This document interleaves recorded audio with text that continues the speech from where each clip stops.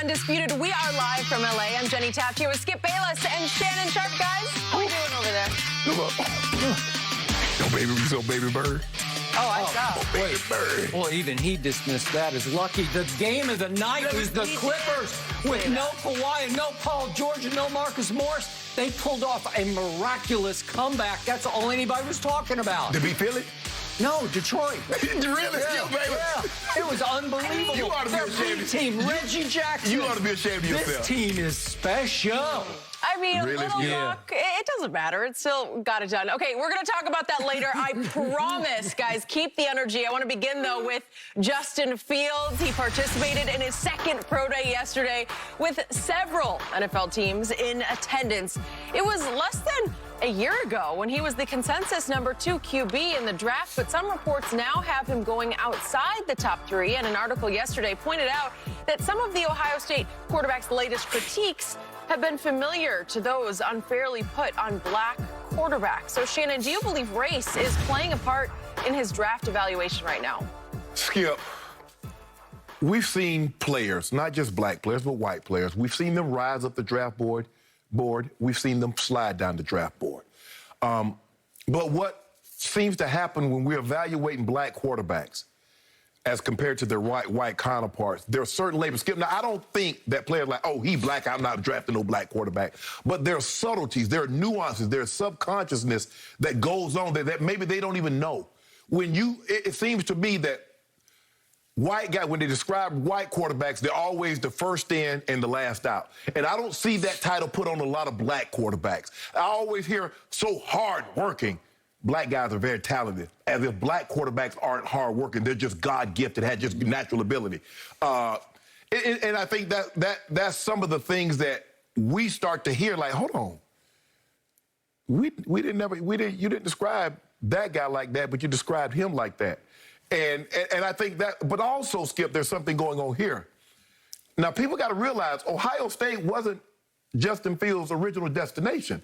He did go to the University of Georgia. He did. So are they talking to people at the University of Georgia and getting information that they didn't get from Ohio State? So you got to understand that they're probably talking to two people. Okay, and why did he transfer? Right. Why did he transfer? What was he? Jake Fromm. No. Rick was the head coach. Oh, yeah. So okay. I'm asking Rick. Yeah. Okay, what was going on? What was it like in practice? I'm asking the point was, he as a freshman, he couldn't beat out sophomore Jake Fromm and decided, I'm going to Ohio State. Right. Okay. Because if I'm not mistaken, I think he was the #2 quarterback behind Trevor Lawrence. Yeah.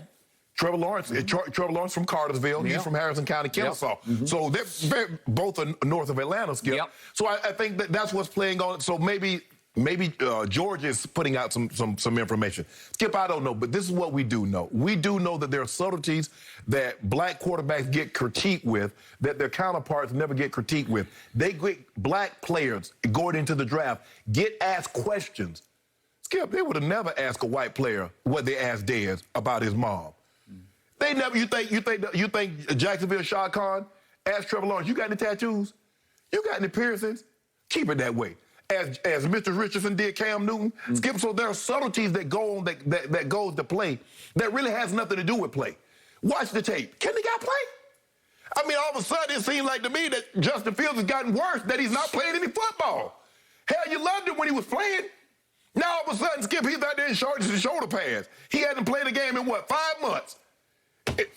Now the guy, he's sliding down the draft boards. How? He ain't playing anybody. Did he get sacked yesterday? Did he throw a pick or something I don't know about, Skip? You see, that's the problem that I have. I don't think, Skip, is just blatantly, I don't want no black quarterback. Now, it used to be that. It used to be that. But I think the subtleties, maybe they've gotten a little more subtle with it, with the way they address it and the way they handle it and the way they say certain things. Yep. But when you put it out there enough, I don't know how hard working he is. He's not the first guy in the building. He's not the last guy to leave. He's talented, but I don't know if he's a student. You know, Skip, that's another one. Student of the game. We get that a lot. So, yeah, Skip, it's just really hard to say. But for me, I don't know what you gather from Justin Fields' pro day. Either you like the guy's tape or you don't. It's as simple as that, Skip. Yep. Okay. This is slippery slope that we're on talking about this. Right. all your points to me are extremely valid. Does racism still exist in NFL executive offices and draft rooms? Yes, it does. Yeah, because it still exists in society. Okay, And football is a microcosm of society. It is a microcosm. Does it exist the way it did when I first started covering the 1970s? No, it does not. I told you my Doug Williams story. I spent a week with him at Grambling. I thought he was going to be the first pick in the draft. I'm talking to several GMs. One told me he doesn't have the mental capabilities to play in our league. And he fell to the Tampa Bay Buccaneers at 17. And I was dumbfounded by that because, seriously, he was the best quarterback in that draft. And seriously, he went on and became the first black quarterback to win a Super Bowl for Washington. Correct. Okay. I'm pretty sure times have changed from those days. But now we get to Justin Fields. Okay, first point of order that I would like to make is I will not be at all surprised if Justin Fields goes second overall to the New York Jets. Won't surprise me a bit. So it's too early to say his stock fell. That's a media narrative, for sure. We don't know if his stock has fallen until you can't trust it until it falls. If he's the one who gets stuck in the green room on draft night like Aaron Rodgers did, you got me. Okay, then we'll have this discussion again. Okay. Has racial sensitivity in this country been greatly heightened over the last year or so? In my view, yes, greatly heightened. I underline the word greatly because I think we've gone through a great period of enlightenment thanks to Black Lives Matter, and unfortunately because so many unarmed black men and women have been shot down by white cops. We just saw another one. It was an accident. Okay. Or choked, strangled. Or choked, or all those, yes.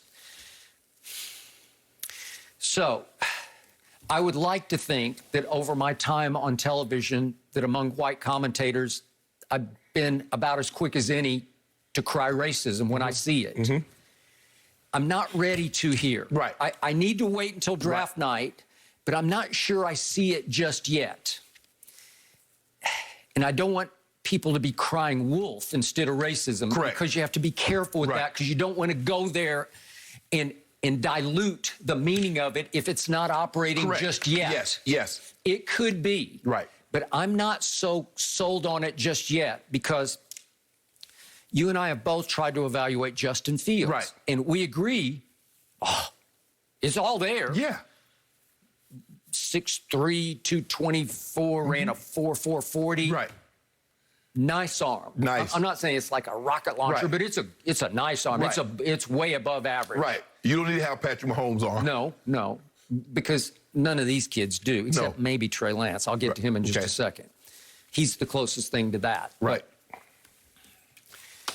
The thing with Justin Fields is, if you really break down his career, his peaks are higher than any of these quarterbacks, including Trevor Lawrence. When he is on, when he is hot, he can get hotter than any of them, seriously, because that game against, speaking of Clemson, that was just spectacular, where he is just on crazy fire, where he can't miss a throw, and you say, that's the first pick in the draft. But he will throw in an occasional stinker that will give you pause. You'll sit back after you watch the Indiana game, which I think we both did, and it became a shootout that shouldn't have been a shootout because he threw 3 interceptions. And then the game in the Big Ten championship game at Indianapolis against Northwestern, it shouldn't have been that close. They were just a, hopeless underdog fighting their guts out.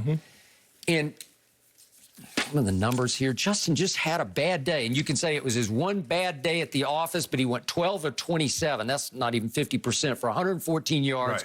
No touchdowns and 2 interceptions. They had a QBR of 33 in that game. This is the Big Ten championship game. Scale 0 to 100, QBR 33. It stops you for a moment, and you shake your head and say, well, should I care about that, or should I dismiss that game? But the problem that I have, Skip, if you look at Trevor Lawrence, his sophomore and junior year wasn't like his freshman year. It was not. Well, I've said that several times. But everybody keeps saying, he has it down. He has, his sophomore year was fabulous. Like Jennings had in the Reed, Skip. If he could have come out then, there's no question. He was going to be the second pick in the draft, maybe even the first. But, you know, he comes back for his junior. He has to come back for his junior year. Yep. And then we see what happened. But Trevor Lawrence, his freshman year was the best year of his college career. His sophomore and junior year wasn't as great as his freshman year. But still, no red flags, no marks. Everything he checks all the boxes. He has prototypical.